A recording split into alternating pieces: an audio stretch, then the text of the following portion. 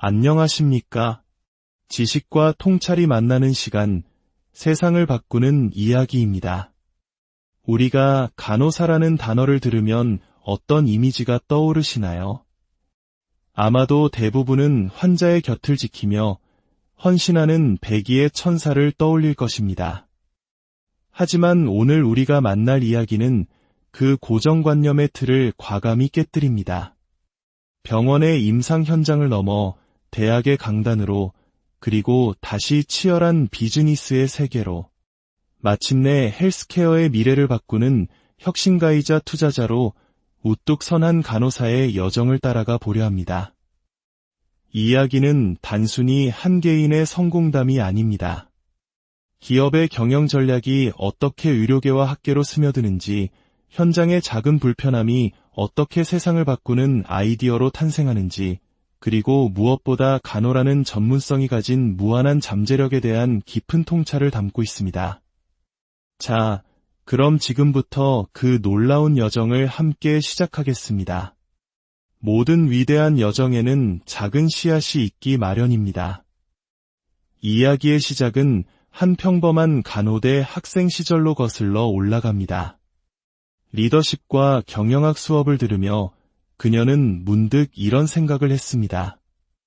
언젠가 나는 간호 부문 부사장이 될 거야. 한국에서는 보통 간호대학을 졸업하면 임상 현장으로 가는 것을 당연하게 여기는 경향이 있습니다. 하지만 그녀는 아주 일찍부터 다른 길을 꿈꾸었던 것이죠. 이러한 생각의 배경에는 어린 시절의 환경도 한몫했습니다. 아버지는 직접 사업체를 운영하셨고, 오빠들도 그 회사에서 일하는 모습을 보며 자랐습니다. 가족 전체가 비즈니스라는 세상 속에서 살아가는 모습을 보며 자연스럽게 경영과 창업과 정신에 대한 감각을 익혔던 것입니다. 어쩌면 돌봄이라는 간호의 본질과 성장이라는 비즈니스의 속성을 결합하려는 생각은 이때부터 싹트고 있었는지도 모릅니다. 대학 졸업 후 대학원 진학을 결심했을 때도 그녀의 목표는 명확했습니다. 특정 질병이나 환자를 다루는 임상 전문 간호사가 아닌 조직을 이끌고 시스템을 만드는 간호 리더십 분야를 선택한 것은 어찌 보면 당연한 수순이었습니다. 그녀의 경력은 참으로 독특합니다. 여러 대학에서 학과장, 부학장, 총장과 같은 고위직을 역임하며 학계의 정점에 섰는가 하면 동시에 영리를 추구하는 기업에서 이사이자 시니어 파트너로 일하며 비즈니스 현장의 최전선을 누볐습니다. 이 두 세계, 즉 학계와 기업은 너무나도 다른 문화를 가지고 있었습니다. 학계는 매우 규율 중심적입니다. 학문적 성과나 연구와 관련된 정책과 절차가 촘촘하게 짜여 있죠. 마치 잘 닦인 길을 정해진 규칙에 따라 걷는 것과 같습니다. 모든 것이 예측 가능하고 안정적이지만 때로는 변화의 속도가 더디게 느껴지기도 합니다. 반면 기업의 세계, 특히 그녀가 몸담았던 글로벌 광고 대행사 같은 곳은 완전히 달랐습니다. 그곳은 정해진 규칙보다는 창의성이 우선시되는 곳이었습니다. 복장도, 행동도, 대화 방식도 훨씬 자유로웠죠. 때로는 체계적인 규정이 아쉬울 때도 있었지만 그 자유로움이 바로 혁신을 낳는 토양이 되었습니다. 가장 큰 차이점은 바로 속도였습니다. 학계의 시간은 비교적 느리고 방법론적으로 흐릅니다. 깊이 있는 연구와 교육을 위해 신중함이 요구되기 때문이죠. 하지만 광고 대행사나 임시 간호사 파견 업체와 같은 비즈니스 현장은 늘 마감 시간에 쫓겼습니다. 고객의 요구는 즉각적이었고 프로젝트는 총각을 다투며 진행되었습니다. 그 긴급성과 속도감은 학계에서는 좀처럼 경험하기 힘든 것이었습니다. 하지만 그녀는 이 두 세계가 완전히 분리되어 있지 않다고 믿었습니다. 리더십의 본질적인 기술은 어떤 환경에서든 통용된다고 생각했죠. 상황에 따라 최적의 접근법을 찾아내는 상황적 리더십이야말로 학계와 기업의 경계를 넘나들 수 있는 핵심 역량이었습니다. 흥미로운 점은 보통 기업의 세계에서 유행하는 경영 트렌드가 시간이 지나면서 헬스케어 분야로 그리고 가장 마지막에 학계로 넘어온다는 사실입니다. 마치 물결이 서서히 퍼져나가는 것과 같죠. 그녀는 이를 직접 경험한 산증인이었습니다. 1990년대 당시 기업계에서는 전략기획이라는 개념이 선풍적인 인기를 끌었습니다. 모든 부서가 워크숍을 열고 휴게실에는 전략 목표 포스터가 붙어 있었으며 직원들은 아이디카드에 핵심 전략을 적어 다닐 정도였습니다. 하지만 당시만 해도 대학 사회에서 전략기획은 매우 생소한 개념이었습니다.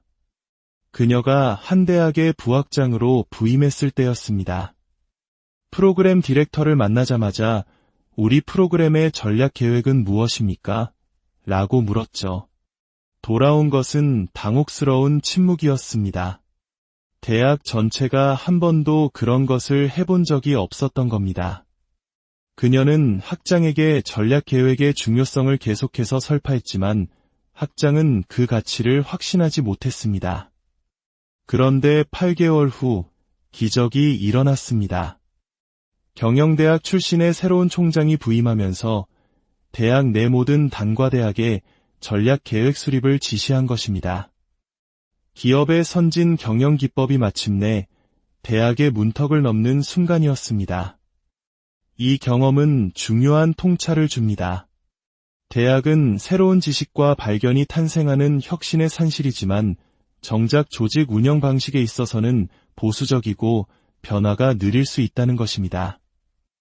고등교육이 비즈니스냐 아니냐는 매우 민감한 주제일 수 있습니다.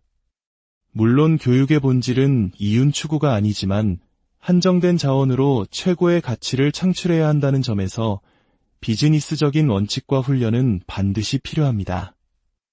학계의 깊이와 기업의 속도를 모두 이해하는 리더가 필요한 이유가 바로 여기에 있습니다. 그녀의 경력은 또 한 번의 대전환을 맞이합니다.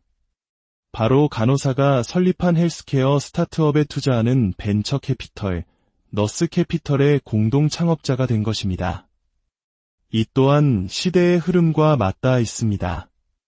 지난 20년간 마이크로소프트와 같은 기술 기업들이 세상을 바꾸는 동안 스타트업과 벤처 투자는 특정 분야의 전유물처럼 여겨졌습니다. 하지만 그 혁신의 물결은 서서히 헬스케어 분야로 밀려왔고 마침내 간호 분야에까지 도달했습니다. 이제 간호대학들은 앞다투어 창업 프로그램을 개설하고 학생들은 샤크탱크와 같은 투자 유치 경진대회에 참여합니다. 불과 몇 년 전만 해도 아이디어를 가진 간호사들은 도움을 청할 곳이 마땅치 않았습니다. 경영대학이나 공과대학의 문을 홀로 두드려야 했죠.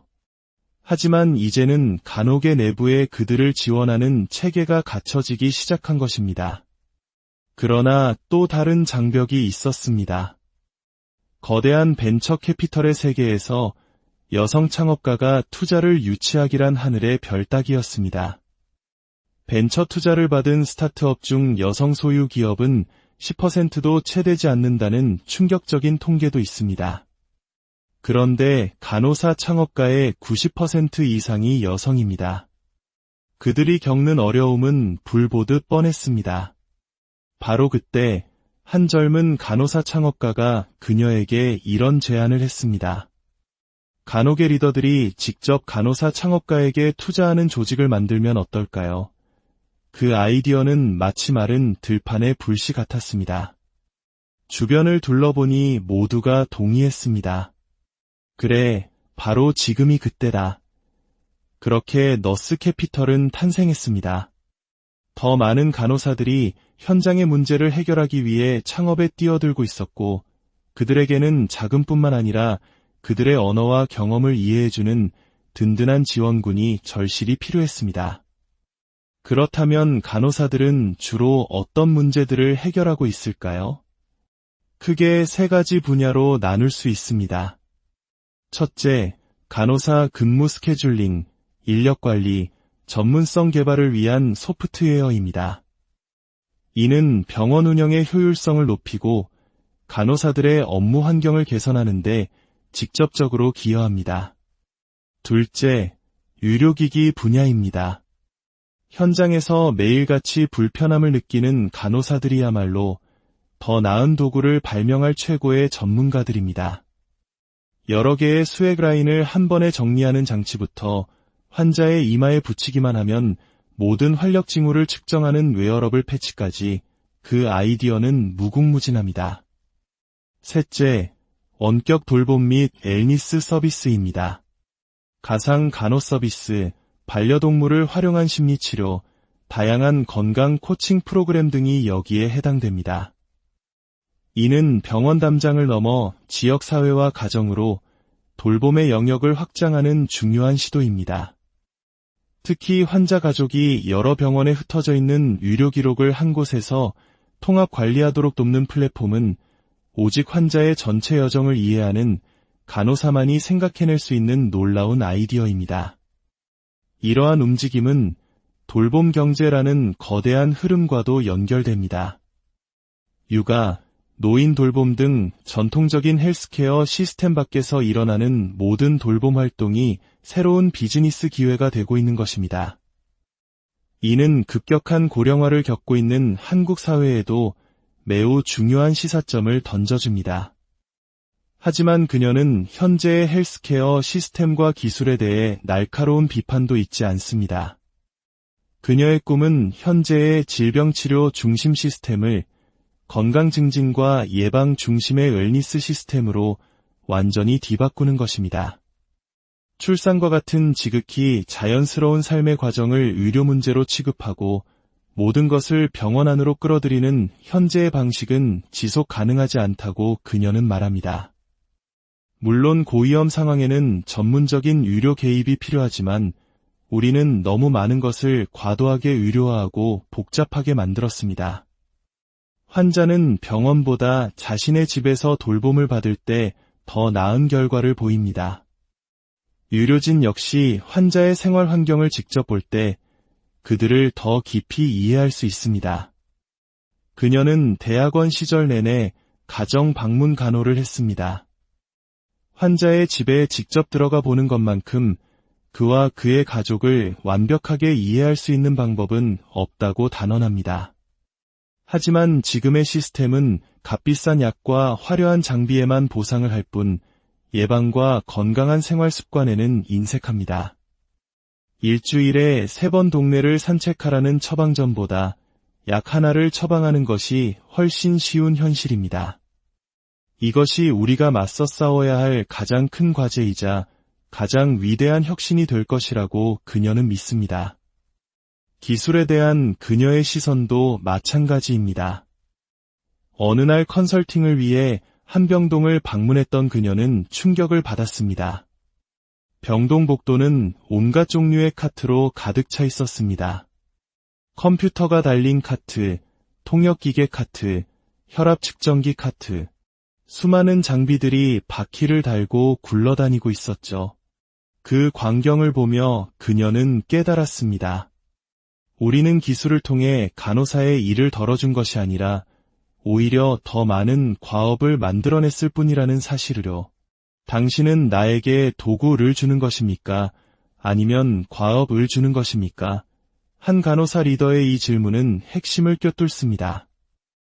우리는 최종 사용자인 간호사의 업무 흐름을 진정으로 이해하려 노력하지 않았습니다. 그들의 일이 어떻게 더 쉬워지고 효율적으로 될 수 있는지 묻지 않았습니다. 그저 번쩍이는 새 기계를 가져다주며 이거 정말 멋지죠? 당신이 좋아할 거예요 라고 말했을 뿐입니다. 하지만 클릭 5번이 추가되면 환자 10명에게는 그것이 신번의 추가 노동이 된다는 사실을 아무도 생각하지 않습니다. 바로 이 지점에서 우리는 가장 중요한 교훈을 얻게 됩니다. 한 젊은 간호사 창업가가 그녀에게 했던 말입니다. 당신의 해결책과 사랑에 빠지지 마세요. 당신은 문제 그 자체와 사랑에 빠져야 합니다. 이는 정말 강력한 통찰입니다. 우리가 자신의 아이디어나 기술에 너무 심취한 나머지 그것이 해결해야 할 진짜 문제의 모든 고통스러운 지점들을 놓치게 된다는 것입니다. 문제의 본질을 모든 각도에서 깊이 파고들 때 비로소 진정으로 가치 있는 해결책이 탄생할 수 있습니다. 그렇다면 이처럼 험난하지만 의미 있는 창업의 길에 나서고 싶은 간호사들은 어디서부터 시작해야 할까요? 그녀는 몇 가지 구체적인 조언을 건넵니다. 첫째, 미국 간호협회의 혁신 부서처럼 각국의 간호 관련 협회나 기관에서 제공하는 자원들을 찾아보라고 말합니다. 둘째, 자신이 있는 도시의 헬스케어 기술 인큐베이터나 엑셀러레이터를 검색해보는 것입니다. 이런 곳들은 예비 창업가들에게 멘토링, 교육, 네트워킹 등 다양한 지원을 제공하는 허브 역할을 합니다. 마지막으로 대학의 혁신 관련 자격증 과정이나 창업 석사 과정에 진학하여 학업과 자신의 아이디어 개발을 병행하는 것도 훌륭한 방법입니다. 그리고 무엇보다 중요한 것은 연결입니다. 창업가의 여정은 지독히 외롭고 두렵고 자신감을 잃기 쉬운 길입니다. 누구도 가보지 않은 길을 혼자 걸어가야 하기 때문입니다. 그렇기에 비슷한 길을 걷고 있는 다른 개척자들과 연결되고 커뮤니티를 만드는 것이 무엇보다 중요합니다. 서로의 경험을 나누고 이럴 땐 어떻게 했나요? 라고 물으며 지혜를 구하는 과정 속에서 우리는 함께 성장할 수 있습니다. 설령 당신이 속한 창업 커뮤니티의 간호사가 당신뿐일지라도 다른 간호사 창업가들과 연결되려는 노력을 멈추지 말아야 합니다. 그 연결의 힘이 당신을 더 단단하게 만들어줄 것이기 때문입니다. 오늘 우리는 한 명의 간호사를 통해 헬스케어의 미래를 엿보았습니다. 병실의 침대 옆에서 시작된 작은 아이디어가 어떻게 세상을 바꾸는 혁신으로 이어질 수 있는지, 돌봄의 가치가 비즈니스와 기술을 만났을 때 어떤 폭발적인 시너지를 낼 수 있는지를 확인했습니다. 그녀의 이야기는 우리에게 묻습니다. 당신이 매일 마주하는 그 문제는 무엇입니까? 당신은 그 문제를 얼마나 깊이 사랑하고 있습니까? 간호사의 잠재력은 병원 안에만 머무르지 않습니다. 그들의 손끝에서, 그들의 통찰력에서 우리의 더 건강한 미래가 시작될 수 있습니다.